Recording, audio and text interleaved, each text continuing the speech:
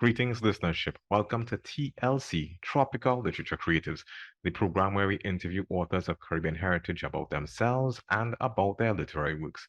At this time, we have the authentic Annette Phillip, writer, poet, and she's joining us here at this time. Welcome, Annette. Hi, thank you. Thank you for having me today. Glad to be here. Pleased to have you, Annette. Pleased to have you. As is our custom, we usually ask the authors who we host. It's usually in the form of a scenario. Imagine we encounter each other at the airport. I'm coming to your home country for the first time.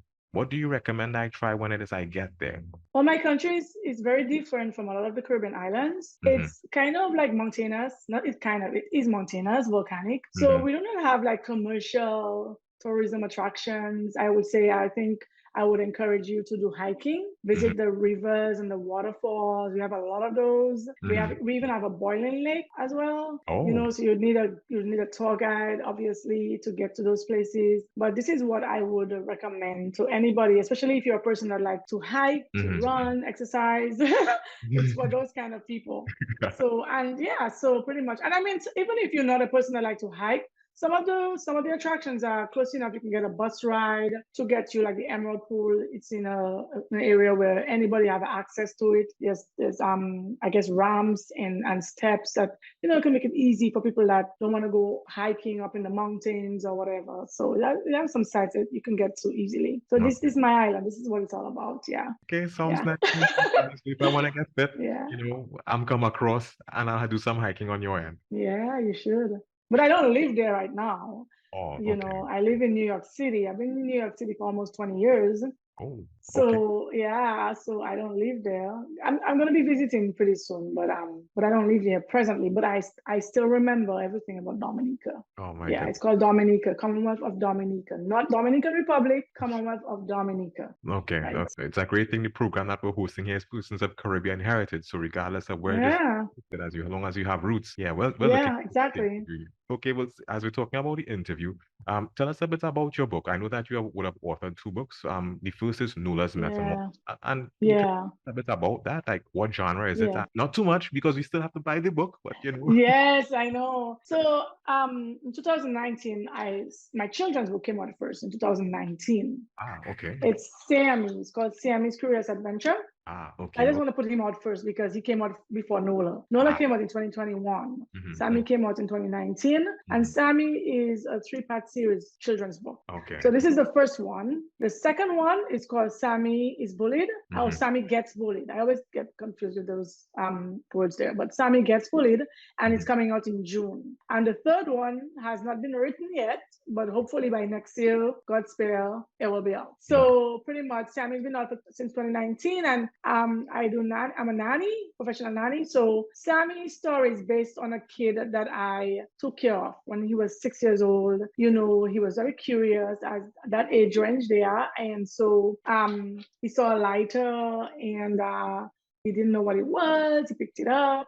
And that is where Sammy was born, through this story. So I went to some writing classes and we were asked to write a fable. And I came out with that fable for some reason. And so I decided to expand on it and I made it into a children's book. Pretty much that's what happened. And Nola's Metamorphosis is my first novel. And Nola came out in December 2021. And it's based, it's about my life, to be honest, but I did it as a fictional novel because if I had to do that as a biography, I would have to use names, I would have to use places, and I didn't want to get myself into trouble. So I made it into a fictional novel. Most of the story is about my life. Some of it, I did incorporate some stuff in there. I added some stuff to make it interesting to the reader. So not everything in there is true. Again, it's a fictional novel, so you can take it how you want it, but it really is based about my life. And it's based in it's based in the Caribbean. I did not give it a name, a country name, but anybody that have read the book so far and they're from my country, they have an idea of the places and stuff. I just changed it around. You have to be creative as a writer. Yeah, you you got know. that creative liberty thing, Yeah. Yeah, exactly. So yeah, so this is the two books that I have in format, big book format, and I have another book called Santa, Where Are You? It's a Mhm. very funny fairy tale story, and I have all characters. I have Prince Charming, I have Snow White, I think I have the three little pigs, Santa, the elves, the whole combination of characters that you grew up knowing. And so it's only in Kindle format for now, Okay. but I eventually will get it in paperback format, and it's been doing pretty good on Amazon. They're all on Amazon right now. Okay. Sammy though has its own website. It's sammythebunny.com. So you can purchase books on there. Ah, Sammy on there. okay, I'll get back to that. I'll get back to that. But in the meantime, Yeah. you mentioned a couple of books there. Nola coming out in 2021, I believe, as well as Sammy. I mean, Mhm. for each of the books, do you remember how long it took to compile each of them, like from conception to print? Sammy took a while because children's books are very expensive, and Sammy is illustration. So I give you what you see. It's an illustrated book. Okay, okay. I mean, See? for those of you who aren't be able to see, right now she's just Yeah. the book to just show some of the illustrations. Yeah, I Mhm. guess one, yeah. So pretty much Sam is an illustrated book. And so children's illustration, it's costly, it's more costly than doing a Okay, novel. okay. It's more costly than doing a chapter book Mhm. because it's illustration. So it's expensive. So Yeah. that was what kept us back, not the story. The story was written. All I had to do was get an editor to edit the story, Mhm. and that pretty much is the illustration. That took a while, and Mhm. then the you had to get I had to get a printing company. I had to get a designer, and I had my illustrator Eric Hutchinson, which he did those two books. And shout out to Eric. He's oh my god, I love working with Eric. We make a great team, Mhm. and we have a lot of projects planned. Ah. And we've been working since I came up with the idea to write a children's book. And Mhm. so it's been great working with him. So I have to shout him out. Of course, of Yeah. course. So Part of the team, part of the team. yeah, he is. And the thing about Eric is like Eric, he has his own company. So he gets the editor, he gets the printing company, he gets the designer for Amazon, he gets everything. So I do not have to stretch myself and think of cost. Like, is this person going to be fair to me? Is this person going to be? I just have Eric, and he picks the people, and he gets really good professional people. So, because it's hard for people when you're trying to put books or when you start publishing, you can't trust people. I've Ah. heard stories where people got really bad illustration work and they spend money, lost money, but I'm safe where I am right now with Eric for sure. No, no, Yeah. So pretty much, yeah. that's really encouraging to hear because, like you said, I've had experiences, or rather, I've had conversations with persons who've had experiences. And just Mhm. like you described, some persons have very seamless experiences with regards to the print and publishing, etc., whereas others have not so pleasant stories. But I'm Mhm. really glad that yours turned out the way that. Yes, so I'm working with him until he don't need me no more. but I don't see I see us working together in the future because he comes to me with Sammy. He came with the illustration. He was like, Annette, are you happy with this? And I'm Mhm. like, you know what? Could you change it? The colors make a difference. We used two different blues on Sammy. Yes. Sammy was a different shape and size, and I saw it because he never did a children's book illustration before. Ah, okay. So he never did that. He does graphic illustrations. So this was new So to everyone. it was new for both of us, yes. Yes, But yes. in my mind, my head, I had how I knew how I wanted Sammy to look. Okay. And he worked with me. I told him when he came with the first Sammy, I did not like it. He looks older because he's supposed to be like a 6-year-old Sammy, and he looked older. And I was like, no, let's. And then I told him how I wanted it, and he did the drawing. Based on the drawing, that's how when I saw the draft, I was like, that's the Sammy I want. So Oh, based on the draft, this was how we stuck to it. Because when you may do the draft, you have other things to do, but then just on the draft you can make your decision. So pretty much, yeah. And Nola is It's not illustrated, it's just a novel. So it was a little bit cheaper than Sammy was. And to be, I mean, when people ask me how long I took to write Nola, because it's a novel, it's over 300 pages. Yeah, yeah. I wrote Nola within a year. Okay, this is, I mean, with all the edited and that kind of thing, or with edited? Just me writing it. Like some people, you hear stories, novelists write stories for years they take before they publish. I mean, they get stuck, writer's block, and they stop. They don't have ideas. They don't know. For me, I already knew what I wanted. Not saying I didn't have problems, huh? I had to change a lot in the story with my editor. My editor, certain things, she was like, you think it should be like this? I don't think so. And I'm like, you know what? Let me check again. So I made a lot of changes within that period of time. But I'm telling you, within a year, I had finished writing it.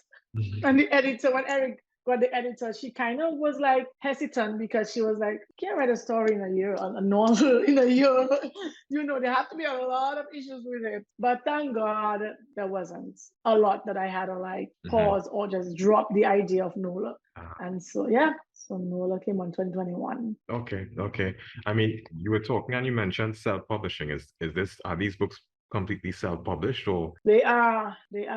Well, I mean, there's a publishing company that approached me a couple of years ago. I think it's called Dorrance Publishing, but it's a vanity publishing company because I got Sammy copyrighted in Library of Congress, and a lot of publishing companies, they go through there and they see books and then they decide if they want to publish the books. So Dorrance Publishing saw Sammy and they wanted to publish Sammy. But all what Eric and I was doing for Sammy already, that's what they wanted to do. So to me, it didn't make sense. I was there already. Yeah. If you don't know what you want to do and you're confused, then you can get something like that. And vanity publishing companies are very expensive. They really tried a lot to break it down for me. I'm like, you know what, at the end of the day, what you're telling me you want to do, I've done it. I'm doing it, Yeah. And so, so I self-published with the help of Eric. And the first Sammy, when I did Sammy, what I did first, we printed out Sammy because I wasn't on Amazon yet. So we printed out Sammy. Eric got a printing company, and I sold 100 books within a month and a half myself. Not bad at all. I just like, and that's why I'm learning that for me, it's better for me to do it myself. I make more progress. And I sold that box of books to the point where Eric, within a month and a half, he got the second box. You got the second box? Yeah, and then COVID came. So I had time to sell some books in March of 2020. And then COVID came, New York City got shut down. Yes. And then that second box, it sold, it did sell, but it was slow compared to the first box, but it did sell. And then I hooked up in Amazon 2020, May, I think I went on Amazon, I put Sammy in Amazon, and it's been doing okay. Sammy has 207 reviews at the moment, which is really good because it's getting exposed right now because of that. Yeah. Okay. I mean, compared to Sammy, I mean, did Nola sell as well, or were there any kind of hiccups or like a work in progress? Well, Nola was, we didn't do printing for Nola. Like we went straight to Amazon. Right. Eric got a designer and we designed the books ourselves and everything. The editor edited the book, fixed it up on there and put on there. So, but I would say that I've sold Nola not as much as Sammy, because I don't know, after COVID, everywhere did open up, which is, I would say, I think everywhere pretty much opened up last year. So a lot of the book expo places, the Brooklyn Book Festival, all those other places, everything was virtual. And for me, it's not that virtual. For me is not great for selling books. I mean, people do support me, like my family and friends do support me, obviously, but like I would prefer to physically sell my books myself. So I got into a couple of book expos last year, which did well. But this year I registered to take part in the Brooklyn Book Festival. This year they're having it physically, no virtual. And I submitted, I put in a submission for both my books. Yeah. And then the other one will be out. The second Sammy will be out as well. So the festival is in, I think, September to October. So I'm praying and hoping that I get through because they got all my information already. And so in July, they're going to let me know. So that's huge for me because I get to physically sell it myself. you know? Okay. Yeah. I mean, do you have any experience with like with sales or with marketing? Because one of the things I'm learning is that a lot of authors, when they get their books published, that isn't the end of it. You know, they have to push and get their books out there. I mean, is that something you had to learn, or is it something you're like, okay, it needs to happen, so let me do it? And you I just did it on my own. I use Facebook as my platform to begin. Sammy has a page on Facebook. Sammy has a page on Facebook. He has his own page, and I put stuff on there. And then I network a lot. Okay. I network a lot, and not only with people from my country, and people from everywhere, all over the world. I have people in India, as far as India. I have a couple people in Trinidad, yeah, England, yeah, all over Canada. I network with people that I don't even know. So yeah, so I do it myself. I network every day. I'm part of book reviews where Amazon allows you to read people's books and as part of groups, and we review each other's work and we read each other's books, and then we review each other. So it brings up your reviews on Amazon, which helps people recognize you. Okay. So right now, Sammy's like 207 reviews. So right now, every day I get emails from different publishing companies right now. Okay. I have an interview next week Thursday morning because I'm off. I'm on vacation from next week Thursday.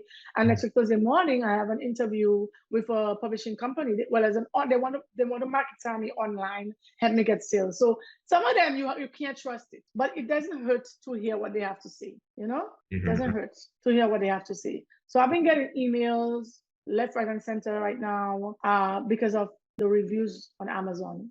Okay. And all that has to do with networking. Nola's doing pretty good on Amazon. She has like 28 reviews right now. And I tell you a problem I have with that, right? A lot of people bought both my books. A lot. Okay. A lot. If I had to say the amount of people that bought Nola, Nola would be like over 100 reviews on Amazon right now. I've sold over 100 books of Nola at $15 a book. But people don't understand because they're not in it. They don't understand how important reviews are. Okay. Some of my friends are not avid readers like me, and I don't fault them for that. And they've supported me tremendously. But they don't understand that reviews are important. Hello, reviews are important. If I don't get my reviews, Nola will never get recognized. So I encourage my friends and family to review the books after they read them. I know it's kind of like they don't really understand it. And like I said, I don't fault them for that because they're not in it. You have to be in it to win it, right? Of course. So they don't get it. Yeah, they don't get it. It's so important. So sometimes, once in a while, I post on Facebook and say, I will promote the books and I will say, those of you that bought books already, could you leave a review? I would appreciate it. Because she's 28 reviews right now, but she could have been more because I have friends that have books reading right now and they're not finished. And some of them they're finished and they haven't put any reviews as yet. So that's kind of hard. That's the hardest part for me with all this. Yeah, pretty much. Okay. I mean, that sounds really interesting. Yeah, it is. I mean, just in terms of like Sammy and Nola, let's talk about Sammy a bit. And I just have a couple questions about that. Seeing that it's about that's geared towards children, how would you feel if it is that your book were to be incorporated into, for example, like a school's curricula to help persons with their reading and with their comprehension, as well as teach them certain things? How would you feel about that? I would absolutely love it. Sammy is geared for ages 0 to 8. So that's just an impressionable age right there. 0 to 8, most of the kids cannot read. So the mom has to read to them or the dad has to read to them or whoever, grandma, whoever. And then you have those that can read, from, I would say 7 to 8. Especially in the US, they don't read that early, honestly. They don't. They read at a later stage.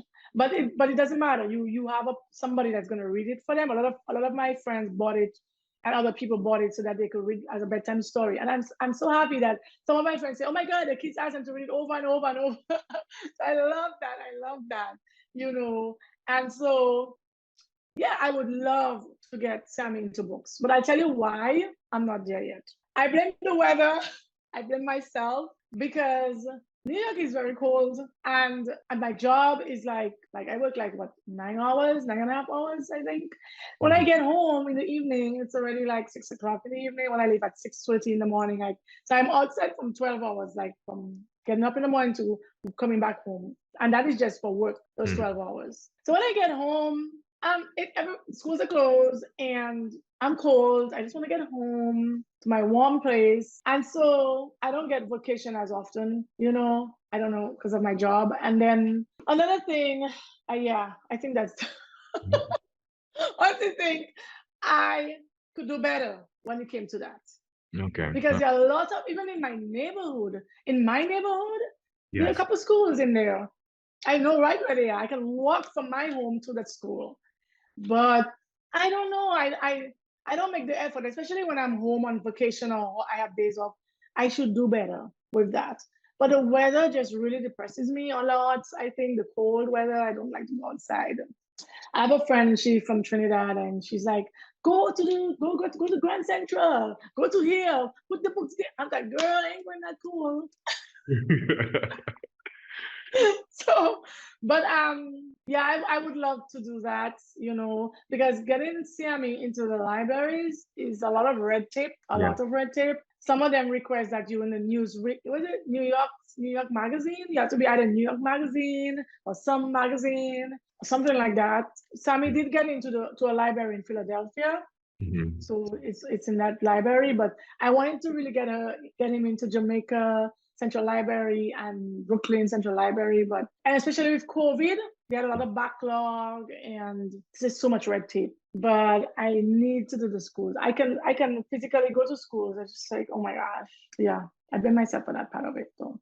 I mean, between you and I'm not too worried. I mean, you've mentioned your networking skills, and you seem really like you have like some really great ideas. So I think you'll figure it out. I have a feeling next time that we have a conversation, you're gonna then I got it out, since the last, things have been, I've networked with my people, and me and my people have gotten it done. So yeah, I'm not too worried. I'm doing pretty good. I'm doing pretty good. I thank God for that I have the energy at least to network. I think it's so important. And I do a lot of TikTok videos. I just did one. I'm promoting Nola, and I have a couple of Sammy, and so they're getting out there. Yeah. Okay. I mean, to the persons who are listening, I mean, who would have read that you would have written a couple of books. I mean, that you would have migrated from your island, and they want to say, here's what I mean. If Annette was able to do something like this, in addition to all this, she finds time to do poetry as well, poetry slam. Yeah. I'm having a poetry mixer coming up in May too. my fourth mixer. Yeah. So they want to say, here's what Annette seems like a really interesting creative, and we want to get into writing like she has gotten into writing. What advice would you give to someone like that? Go for it. I mean, if you are a passionate writer, that's something you want to do. For me, it's my passion. It has to be important to you. To make it important. It has to be your passion. You have to make it important to be able to even think of doing it. Don't just do it because, my friend write a book, I want to write a book. Because then after a while, if that's the case, you're gonna lose interest. But for me, I love it so much that I'm thinking of everywhere possible to make sure my books sell. I'm taking it personal to the point where I'm gonna start traveling to promote my books out of the country and in the country. Yeah, that's how serious I'm taking it. You're taking seriously. Yeah. Yes, I am. Speaking of your books, I mean, where can we get copies of your books? Right now on Amazon. You can get both of them on Amazon. You can look under my name, Annette Phillip, or you can look under Sammy's Curious Adventure or Nola's Metamorphosis. And Sammy has his own website, sammythebunny.com. You can purchase Sammy on there too. That's another thing I have to work on more, to advertise the website more. Yeah. And I'm so happy to say I'm getting audiobook. Sammy's gonna be in audio. Sammy's gonna be in audio coming up soon. So the persons who might not be like you identified, they haven't picked up on reading as yet, at least able to hear, or it caters for the persons who are visually impaired as well. So yeah, exactly. So I got a couple of people to work with me, and one of them was my boss. She's the narrator. And I got a couple of other young ladies, And one of them used her nephew, her cousin, I think, as Sammy. And so one is a mom, the little boy is Sammy, and then another young girl, she's Hannah, the squirrel, because there's a squirrel in there. And yeah, and Eric, of course, I'm working with Eric again, and Jamie Bess, I'm working with. I mentioned your name, Jamie. She's the one going to do the background music for me. And she's my videographer. She does all my photo shoots and anything for Sammy, any books I'm promoting. Jamie does it too. So I work with two great people. So she's doing the background music for my Sammy's audiobook. Yeah. And she's going to be doing the editing. And then from there, it goes to Eric, where he gets a sound engineer to proof out all the songs, get all the little bit of songs that people might not hear, but the engineer could hear, or potentially somebody could hear. I don't know how good some people hearing is, but we're gonna have a sound engineer work on it to make it professionally done. So because Eric said that if there's any sound in the background, it won't sell. Okay. So we're doing it professional. We're doing it professionally. So yeah, so Sammy's gonna be in audio. Ooh, I'm so excited because I just finished doing the character voices and the narration. We just finished it. So right now, this month, Jamie's gonna work on the background music. And she knows Sammy very well. She was one of the first people to buy Sammy.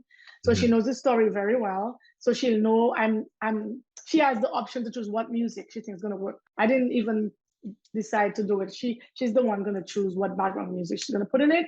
She's gonna put them together, and then goes off to Eric and he's the sound engineer. So I'm so excited about this other one because this is added to my other projects. Yeah, and everybody's into audio right now. You know, a lot of people prefer to listen to the story. You know, and so on. So I'm excited about that. So like don't give up on your dreams. You know, if you're a writer, you have a passion for writing, self-publishing is the way to go. And if you figure you have the money to get a publishing company, it's up to you. They are out there. But for me, I prefer the way I'm doing it. Self-publishing works for me because I get to have the say in my books. When I do my ISBN and barcode, I pay for my ISBN and barcode. It's mine. When I market my books, nobody has a say in that. It's my say, because I self-publish. When you go in publishing company, you don't have a say, not too much. They pretty much take over everything. Okay. But I want to have a say in my books. You know, I want to have a say in my whole like adventure and my whole how can I put it? I don't even know what to say, but like just in the whole process. This whole, this part of my life now, I want to have the say in everything. So, but go for it. It's exciting. Just planning stuff, even doing virtual like this interviews. Yes. Virtual expos, physical expos. It's exciting, and you meet so many different people. Network with people. Go on Facebook, look up pages that say book writing authors, children authors, novelists, whatever. You'll find them. They're all there. Okay. So Annette, I'm poetry slam poet, writer, Sammy. Yeah. What's next for Annette? What's next for Annette? I don't know. Just keep writing, and a movie. I forgot. Nola. Eric and I are gonna work with Nola. Nola's gonna become a movie soon. Yeah, I forgot that. Yeah, in the Caribbean, in my country. Oh my goodness! It's not out. This is the first time I'm saying it out publicly. Yes. This is the first time I'm saying it out publicly. But Nola's gonna become a movie. So Eric we already talked about it. It's in the works to get the directors, producers, whoever makes the movies. And so, yeah, Nola's gonna become a movie. My goodness. I'm so excited about that. And Eric, what I love about him, when I come up with these ideas, he's like, Annette, of course you can do it. Dream big, And I love that about him because he encourages me, he builds me up. And so, because I was like, boy, I would love Nola to be in a movie. And when I mentioned it to him the first time, he's like, of course, why not?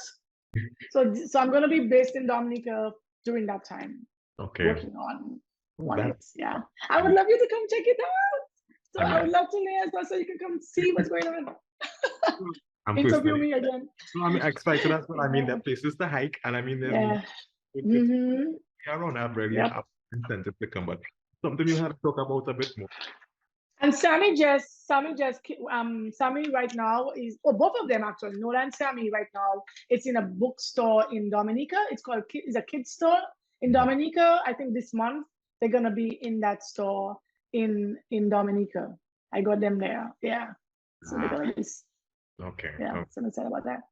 All right. Oh, Annette, I mean, this pretty much brings us to the end of our interview. I mean, I'm excited about Yeah. the things that you disclosed to us here, and it sounds like you have a lot to look forward to. So I'm really glad that Yeah. you revealed yourself to be with us this afternoon, just to share with us what's happening with you, a bit about your background and your story with regards to writing and publishing, and the things that we have to look forward to with regards to your plans for the future. So have a great evening, and thank you very much for being on the program. Thank you for having me. Thank you so much. You've been listening to TLC, Tropical Literature Creators. If you've heard something of interest or something you like, reach out to us. Reach out to our authors. Follow us on social media. We look forward to hearing from you.